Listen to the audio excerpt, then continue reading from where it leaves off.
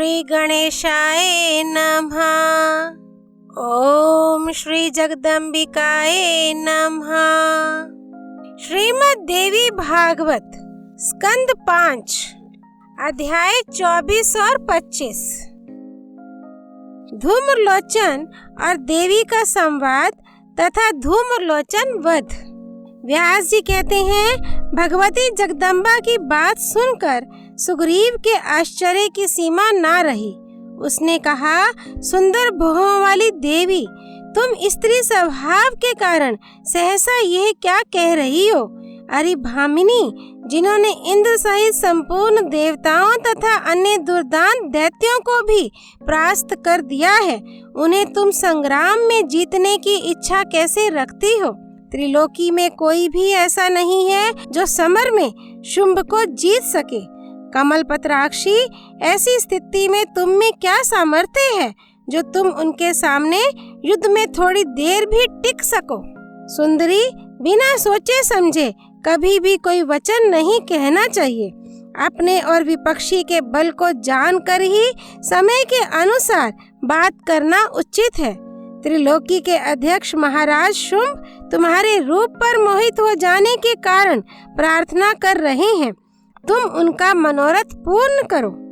मूर्खतापूर्ण स्वभाव त्याग कर मेरी बात का आदर करके तुम शुंभ अथवा निशुंभ किसी की पत्नी बन जाओ। मैं ये तुम्हारे हित की बात कह रहा हूँ। बाले, तुम उनके पास नहीं जाओगी तो राजा शुंभ अत्यंत कुपित होकर अन्य बहुत से दूतों को भेजेंगे। वे दूत बड़े ही बलाभिमानी हैं। तब वे तुम्हारी चोटी पकड़कर बलपूर्वक तुम्हें ले जाकर शुंभ के सामने उपस्थित कर देंगे। यह बात बिल्कुल निश्चित है। अतः तन्वंगी, अपनी लज्जा सुरक्षित रखने के लिए ही तुम्हें इस दुस्साहस का सर्वथा त्याग कर देना चाहिए। तुम एक आदरणीय देवी हो। मेरी बात मानकर शुंभ के पास चलने की कृपा करो। कहाँ तीखे तीरों से होने वाली मार काट और कहाँ रति से उत्पन्न होने वाला सुख। तुम्हें सार असार बात पर विचार करके मेरे हितकर वचनों पर ध्यान देना चाहिए। तुम शुंभ अथवा निशुंभ को स्वामी बना लो। यूं करने में ही तुम्हारा परम कल्याण है। देवी ने कहा, महाभाग दूत, तुम बड़े कार्यकुशल और सत्यवादी हो। शुंभ और निशुंभ निश्चय ही अत्यंत बलवान हैं। यह बात मैं जान गई, किंतु लड़कपन से ही मैंने जो प्रतिज्ञा कर रखी है उसे कैसे अन्यथा किया जाए। अतएव तुम निशुंभ अथवा उससे भी अधिक बलवान शुंभ से कह दो कि बिना युद्ध किए कोई भी मेरा स्वामी नहीं बन सकेगा, चाहे कोई कितना भी सुयोग्य और सुंदर क्यों ना हो। राजन, मुझे जीतकर पाणी ग्रहण कर लो। मैं अबला होती हुई भी युद्ध करने के विचार से ही इस समय यहाँ आई हूँ। ये बात तुम्हें समझ लेनी चाहिए। तुम में शक्ति हो तो वीर धर्म का आश्रय लेकर मेरे साथ युद्ध करो, और यदि मेरे त्रिशूल से डरते हो तो अभी अभी पाताल भाग जाना तुम्हारे लिए श्रेयस्कर है। तुम्हें जीने की अभिलाषा हो तो स्वर्ग और पृथ्वी, इन दोनों स्थानों को छोड़कर तुरंत भाग जाओ। दूत, तुम अभी जाओ और आदर पूर्वक अपने स्वामी को मेरी ये बातें सुना दो। फिर महाबली शुंभ विचार करके जो उचित होगा वही करेंगे। संसार में दूत का यही धर्म है कि जो बात सत्य हो उसे व्यक्त कर दे। धर्मज्ञ, शत्रु और स्वामी दूत को दोनों के प्रति निष्पक्ष व्यवहार करना चाहिए। अब तुम भी वैसा ही करो, विलंब मत करो। व्यास जी कहते हैं, उस समय भगवती जगदम्बा के मुख से जो बातें निकली वे नीति युक्त, शक्ति संपन्न, हेतुपूर्ण और अत्यंत प्रतिभा से युक्त थीं। उन्हें सुनकर शुंभ के दूत सुग्रीव के आश्चर्य की सीमा ना रही। बार बार विचार करने के पश्चात वह अपने स्वामी के पास लौट गया और चरणों में मस्तक झुकाकर नम्रता पूर्वक कहने लगा। उसकी बात नीतिपूर्ण, मृदु और मनोहर थी। दूत ने कहा, राजेंद्र, सत्य और प्रिय बात कहना चाहिए। इस नियम के कारण मेरे हृदय से चिंता दूर नहीं हो रही है, क्योंकि जो सत्य हो और प्रिय भी हो ऐसा वचन अत्यंत दुर्लभ है। अप्रिय कहने वाले दूत के प्रति राजा सर्वथा कुपित हो सकते हैं। मैं उस स्त्री से भेंट करके आ रहा हूँ, पर ये नहीं जान सका कि वह निर्बल है या सबल। मेरी समझ में नहीं आ सका। अतः मैं क्या कहूँ? मेरे देखने में वह युद्ध करना चाहती है। उसके वचन बड़े गर्वपूर्ण और कठोर हैं। महामते, उस स्त्री ने जो कहा है उसे भली भांति सुनने की कृपा करें। उसका कथन है, मैं छोटी लड़की थी, तब एक दिन सखियों के साथ खेलते कूदते समय विनोद में ही मैंने विवाह के विषय में ऐसी प्रतिज्ञा कर ली थी कि जिसके प्रयास से युद्ध में मेरी हार हो जाएगी तथा जो मेरे बल के अभिमान को चूर्ण कर देगा, उसी समान बल वाले वीर को मैं पति रूप से वरण करूंगी। राजेंद्र, मेरी वह प्रतिज्ञा व्यर्थ ना हो, ऐसी ही चेष्टा करनी चाहिए। अतएव धर्मज्ञ, तुम युद्ध में जीतकर मुझे अपने अधीन कर लो। उस स्त्री के कहे हुए वचन सुनकर मैं आपकी सेवा में उपस्थित हूँ। महाराज, अब आपको जो अभिष्ट और प्रिय हो वही करें। वह स्त्री तो युद्ध के लिए निश्चित विचार कर चुकी है। वह सिंह पर चढ़ी हुई है और उसने हाथों में आयुध ले रखे हैं। राजन, अपने निश्चय से वह डिग नहीं सकती। अब जो उचित जान पड़े वही करने की कृपा करें। व्यास जी कहते हैं, अपने दूत सुग्रीव के द्वारा देवी का ये कथन सुनकर राजा शुंभ ने पास बैठे हुए महान शूरवीर भाई निशुंभ से पूछा। शुंभ ने कहा, भाई तुम बड़े बुद्धिमान हो, सच्ची बात बताओ, इस अवसर पर हमें क्या करना चाहिए? एक कोई स्त्री युद्ध की अभिलाषा से हमें बुला रही है, अतः अब मैं स्वयं लड़ाई के मैदान में चलूं अथवा तुम ही सेना साथ लेकर जाओगे? निशुंभ, ऐसी स्थिति में तुम्हारी जो सम्मति हो वही मैं करूँगा। निशुंभ ने कहा, वीर, अभी रण क्षेत्र में ना तो मुझे जाना चाहिए और ना आपको ही। महाराज, शीघ्र ही धूम्रलोचन को भेज दीजिए। वे जाएं और युद्ध भूमि में उस सुंदर नेत्र वाली स्त्री को अपने अधीन करके ले आएं। फिर आप उसके साथ विवाह कर लें। व्यास जी कहते हैं, छोटे भाई निशुंभ की बात सुनकर पास ही बैठे हुए धूम्रलोचन को देवी के पास जाने के लिए शुंभ ने आज्ञा दी। शुंभ ने कहा, धूम्रलोचन, तुम एक विशाल सेना लेकर अभी जाओ। अपने बल के अभिमान में चूर रहने वाली उस हठीली स्त्री को पकड़कर यहाँ ले आना तुम्हारा परम कर्तव्य है। देवता, दानव अथवा महाबली मानव, कोई भी उसके अनुचर हो, उन सबको तुरंत मृत्यु के मुख में झोंक देना चाहिए। उसके साथ एक काली रहती है, उसको भी मारकर उस सुंदरी को ले आना। ये उत्तम कार्य करके तुम बहुत शीघ्र यहाँ लौट आओ। परंतु प्रशंसनीय प्रेम प्रकट करने वाली उस साध्वी स्त्री को तुम भली भांति सुरक्षित रखना, क्योंकि वीर, उस सुंदरी के सभी अंग बड़े ही कोमल हैं। उसके सहायक जो भी शस्त्र लेकर सम्रांगण में आए, उन सबको तो मार डालना चाहिए, परंतु उस स्त्री को सब तरह से यत्न पूर्वक बचाना चाहिए। वह सर्वथा अवध्य है। व्यास जी कहते हैं, शुंभ दानवों का राजा था। उसका उपयुक्त आदेश पाकर धूम्रलोचन तुरंत जाने को तैयार हो गया। उसने शुंभ के सामने मस्तक झुकाया और सेना साथ लेकर वह युद्ध भूमि की ओर चल पड़ा। उसकी सेना में 60,000 राक्षस थे। उस समय मृग शावक के नेत्रों जैसे विशाल नेत्र वाली भगवती जगदम्बा मनोहर उपवन में विराजमान थी। उन पर धूम्रलोचन की दृष्टि पड़ी। देखकर नम्रता पूर्वक वह पास चला गया और उसने बातचीत आरंभ कर दी। उसके वचन से मधु टपक रहा था। उसका प्रत्येक शब्द हेतुयुक्त और सरस था। उसने कहा, महाभाग्यवती देवी, सुनो, शुंभ तुम्हारे विरह से अत्यंत व्याकुल हैं। उन्हें नीति शास्त्र का सर्वोत्तम ज्ञान प्राप्त है, इसीलिए उन्होंने तुम्हारे पास दूत भेजा था। रस भंग ना हो जाए, इस डर से वे स्वयं तुम्हारे पास आना अनुचित समझते हैं। वरानने, दूत ने जाकर कुछ उल्टी ही बातें वहाँ कह दी। उसे सुनकर राजा शुंभ के मन पर चिंता की काली घटाएं घिर आई हैं। मैं विशाल वाहिनी के साथ सेवा में उपस्थित हूँ। महाभागे, तुम बड़ी चतुर हो, मेरे मधुर वचन सुनने की कृपा करो। देवताओं के अभिमान को चूर्ण करने वाले शुंभ त्रिलोकी के शासक हैं। तुम उनकी पटरानी बनकर अनुतम सुख भोगने के सुअवसर को हाथ से मत खो।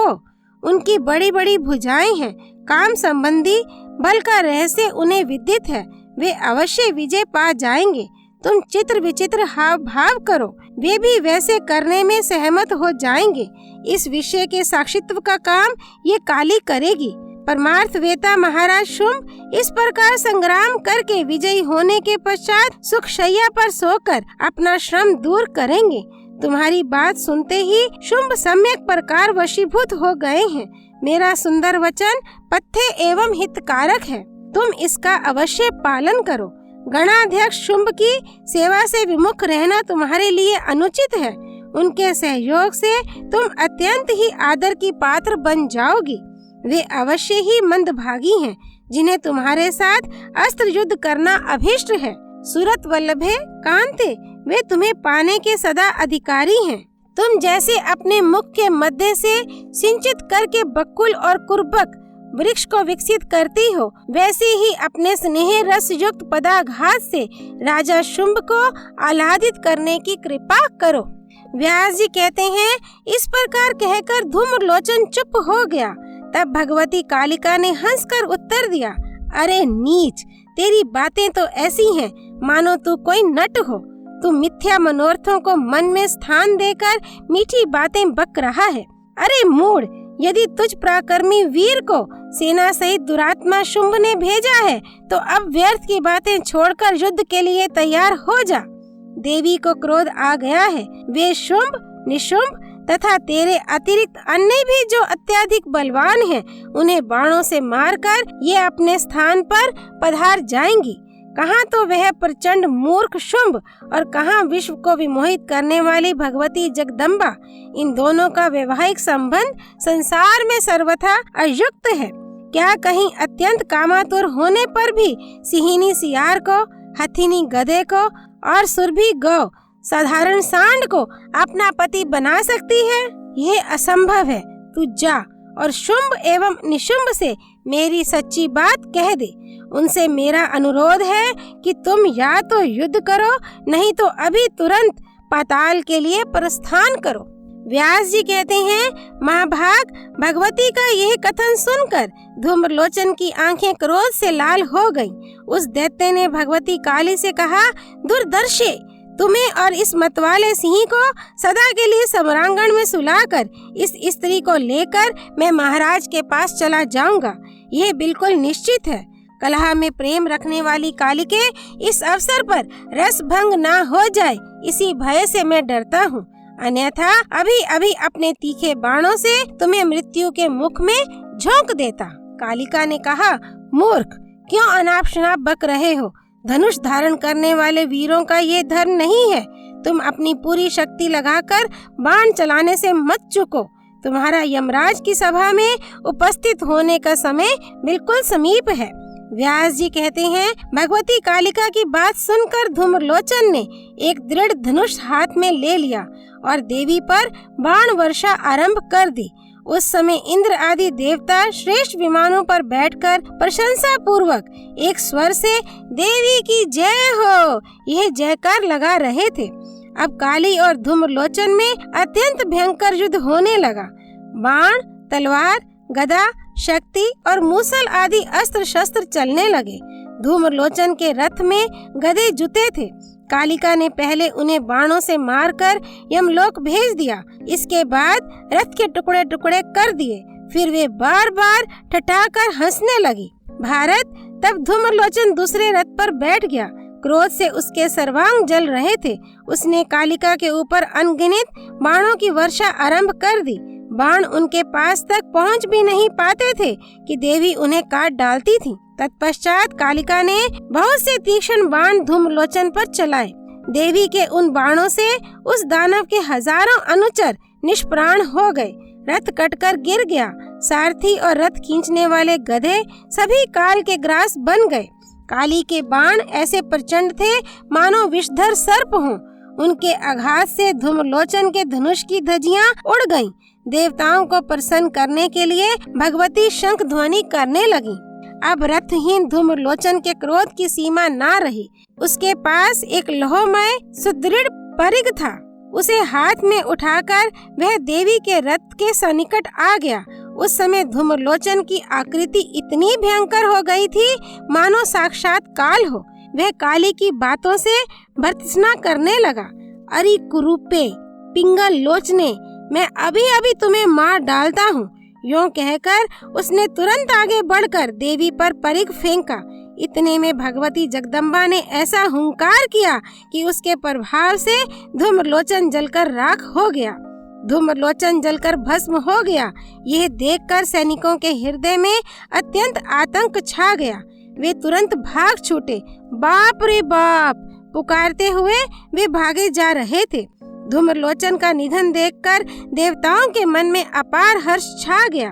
आकाश में विराजमान होकर वे देवी के ऊपर पुष्प बरसाने लगे।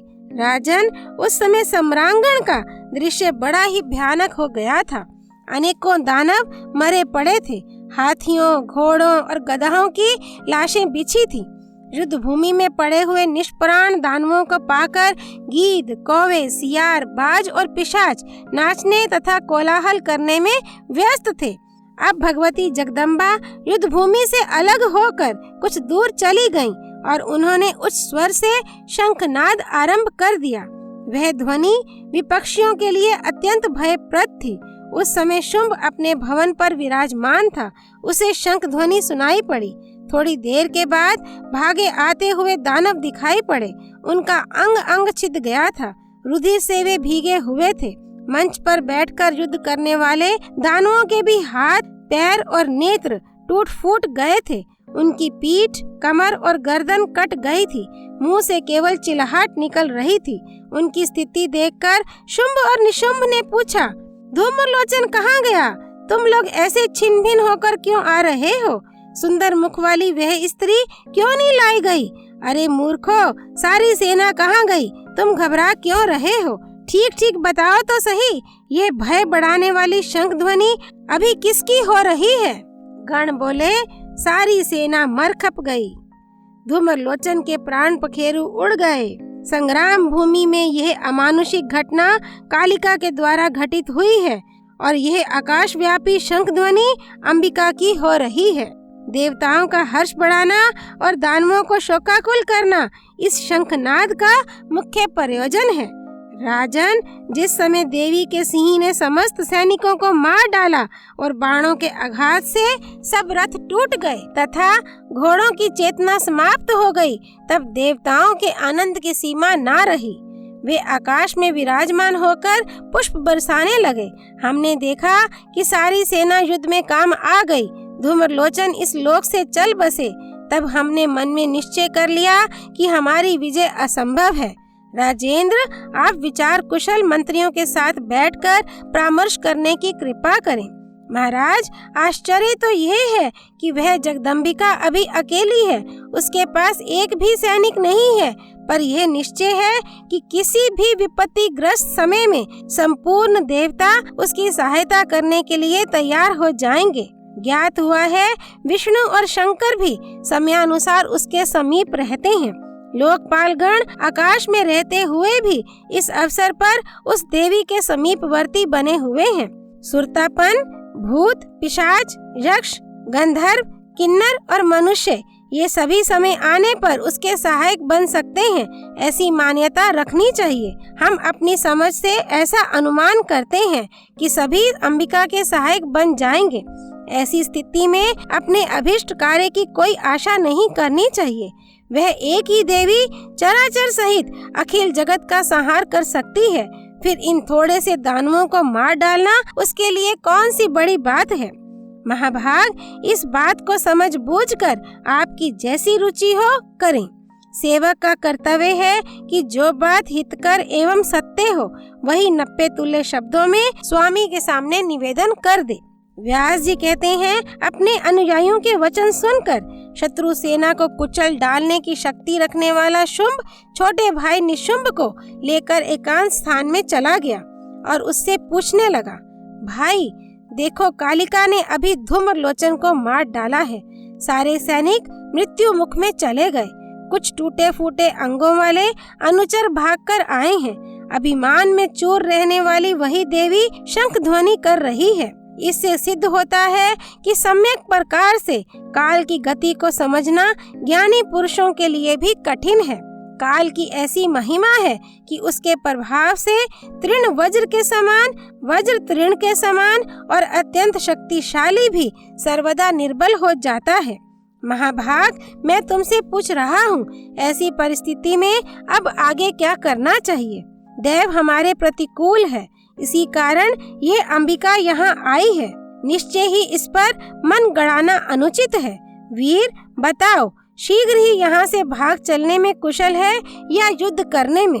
यद्यपि तुम छोटे हो, फिर भी इस दुखदायी समय में मैं तुम्हें बड़ा मान रहा हूँ। निशुंभ ने कहा, अनघ, इस समय ना तो भागना ठीक है और ना दुर्ग में छिपे रहना ही। इस स्त्री के साथ सम्यक प्रकार से युद्ध किया जाए, इसी में अपना परम श्रेय है। मेरे बड़े बड़े सहायक हैं। मैं अभी सेना सहित सम्रांगण में जाऊंगा और उस अबला को मारकर लौट आऊंगा। हाँ, यदि बलवान प्रारब्ध के कारण मेरा अभिष्ट सिद्ध ना हुआ तो मेरा वहाँ से लौटना असंभव है। मेरे मर जाने पर भी बार बार परामर्श करके आपको इस कार्य से विमुख नहीं होना चाहिए। अपने छोटे भाई निशुंभ की उपयुक्त बात सुनकर शुंभ ने उससे कहा, तुम अभी ठहरो। चंड और मुंड बड़े पराक्रमी वीर हैं। ये दोनों योद्धा पहले जाएं, क्योंकि खरहे को पकड़ने के लिए हाथी को छोड़ना शोभा नहीं देता। चंड और मुंड में अपार सामर्थ्य है। उस स्त्री को वे भली भांति मार सकते हैं। तदनंतर राजा शुंभ ने चंड मुंड से कहा, चंड और मुंड, तुम दोनों अपनी संपूर्ण सेना के साथ अभी यात्रा कर दो। मद से उन्मत्त रहने वाली वह स्त्री बड़ी निर्लज है। उसे मार डालना तुम्हारी यात्रा का मुख्य उद्देश्य होना चाहिए। वीर, तुम बड़े भाग्यशाली हो। अथवा ऐसा करो कि उस सुलोचना काली को सम्रांगण में परास्त करके पकड़ लो और इस अत्यंत कठिन कार्य को करने के पश्चात यहाँ लौट आओ। यदि वह मतवाली अंबिका पकड़ी जाने पर भी नहीं आती तो उसे भी अत्यंत तीखे बाणों से मार डालना चाहिए। यह युद्ध भूमि की शोभा है। अध्याय 24 और 25 संपूर्ण। माँ कालिका देवी की जय। माँ जगदम्बा भवानी की जय। माँ अंबिका देवी की जय। श्री भगवती देवी अर्पणामस्तु।